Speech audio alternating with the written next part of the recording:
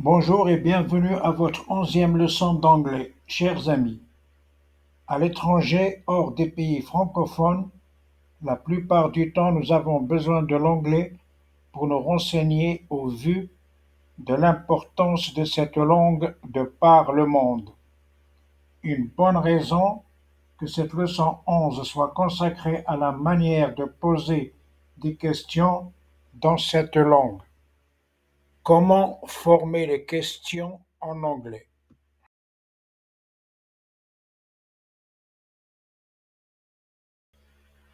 En anglais, nous formons des questions en commençant avec des auxiliaires, des pronoms interrogatifs, des adverbes, des combinaisons de mots, des verbes modaux. Pour les auxiliaires, ces auxiliaires sont be, do, have. Et dans les questions, ils doivent être conjugués à la personne et au temps concerné. Question avec l'auxiliaire be conjugué. Il existe plusieurs schémas avec l'auxiliaire be conjugué. Un premier schéma, auxiliaire be conjugué, plus le sujet, plus le nom. Par exemple, à propos du roi Charles, is he king? Est-il roi? Un autre schéma, auxiliaire be conjugué plus sujet plus un adjectif, are we happy? Sommes-nous heureux? Un deuxième exemple avec l'auxiliaire be conjugué plus sujet et l'adjectif, are they funny? Sont-ils drôles? Toujours avec l'auxiliaire be conjugué, cette fois plus un sujet et un verbe. Par exemple, is she dreaming? Rêve-t-elle? Ou est-elle en train de rêver? Encore avec l'auxiliaire be conjugué, plus sujet, plus verbe, plus complément. Exemple, are they playing music? Jouent-ils de la musique? Passons à l'auxiliaire do. Poser des questions avec l'auxiliaire do. Dans ce cas de figure, nous avons l'auxiliaire do conjugué, plus le sujet, le verbe et le complément. Un exemple avec Ronaldo. Does Ronaldo play football? Est-ce que Ronaldo joue au football? Un autre exemple, do we like coffee? Est-ce que nous aimons le café? Vous remarquerez aussi qu'en anglais, dans les questions, do conjugué s'associe avec have lorsque ce dernier est le verbe principal. Donc, dans la question, on a do conjugué plus sujet plus have plus le complément. Un exemple, does the woman have children? Est-ce que la femme a des enfants? Nous arrivons aux questions avec l'auxiliaire have. Généralement, avec l'auxiliaire have conjugué, les questions se forment avec le participe passé du verbe principal. Le participe passé pour les verbes réguliers se forme en ajoutant un ed et pour les irréguliers, il n'existe pas de règle sinon les apprendre par cœur. Bientôt nous leur consacrerons une ou deux leçons. À présent, revenons à nos questions avec l'auxiliaire have. Donc, pour les questions, nous aurons have conjugué plus sujet plus le participe passé du verbe principal plus un complément. Par exemple, à propos du Colisée de Rome, has he visited the Coliseum in Rome? A-t-il visité le Colisée à Rome? Autre exemple, mais auparavant, sachez que been est le participe passé de to be qui est le verbe être et qui est un verbe irrégulier. La question Have I been to Paris? Ai-je été à Paris? Avant de poursuivre, chers amis, concernant le nombre d'abonnés et de vues, je suis bien en dessous des nombres escomptés, raison pour laquelle je réitère ma demande de vous abonner, liker, activer la cloche. Alors, n'hésitez pas de faire cet effort sans reporter à plus tard. Et je vous en remercie.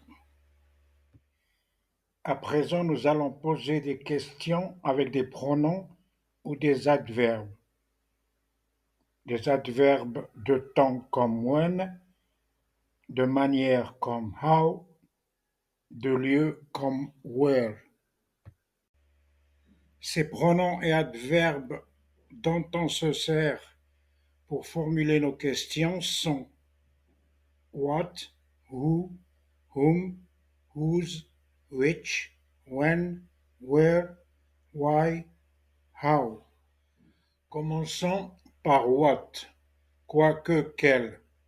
What est employé généralement pour poser une question ou pour avoir une information. Ici, nous avons trois exemples. What's your name? Quel est ton nom? What's your profession? Quelle est votre profession? What time will we arrive to London? À quelle heure arriverons-nous à Londres? Autour de who, qui, who est employé pour l'identification. Il fait référence aux personnes comme sujet. Comme exemple, who is he? Qui est-il? Vous l'avez peut-être reconnu, c'est Elvis Presley, le roi du rock and roll, mort en 1977. Whom, à contrario de who, il est employé pour les personnes mais comme complément. Un exemple, whom you danced with, avec qui as-tu dansé? Je rappelle que dance vient du verbe régulier to dance auquel nous avons ajouté ed au passé composé. Whose exprime l'appartenance ou la possession. Un exemple, whose house is it? À qui est la maison? Il y a une autre façon de demander à qui appartient la maison, c'est to whom belongs the house.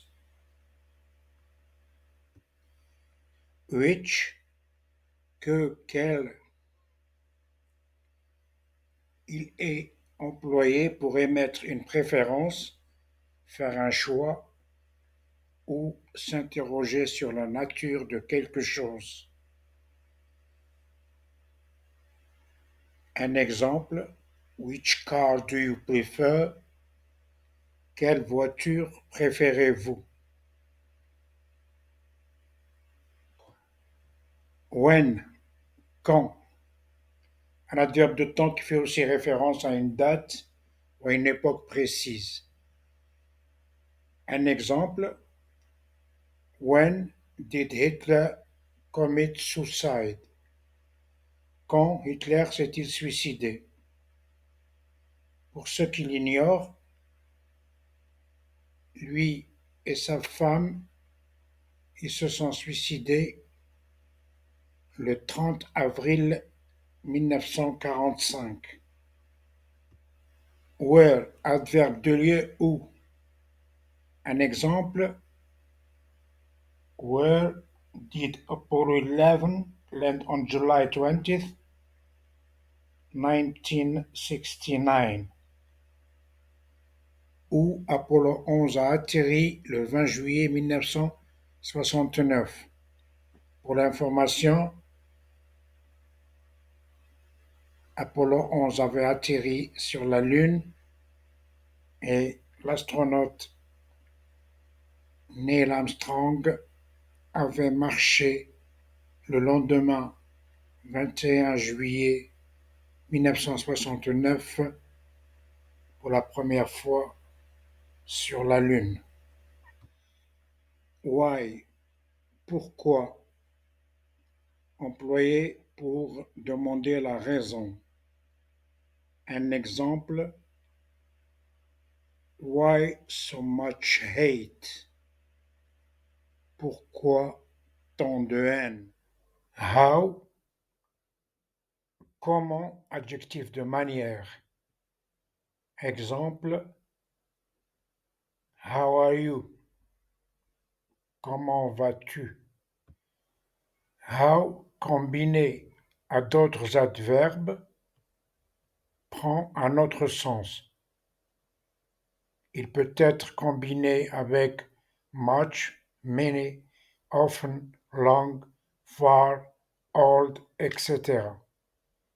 Un exemple, how much is it? Combien cela coûte? Un autre exemple avec how many? How many hours do you work per day? Combien d'heures travaillez-vous par jour? Un exemple avec how old? How old is your brother? Quel âge a ton frère? Une remarque, pour demander l'âge en anglais, on emploie le verbe être au lieu du verbe avoir qu'on emploie en français. Chers amis, nous arrivons au bout de nos 15 minutes. Il nous reste à voir comment former les questions avec les verbes modaux que nous verrons à la leçon 12. Ceux qui se sont joints à nous peuvent suivre les leçons de 1 à 10 sur YouTube, anglais facile et correct. Pour le reste, n'oubliez pas de vous abonner à cette chaîne et me soutenir. Je vous en remercie et à très bientôt.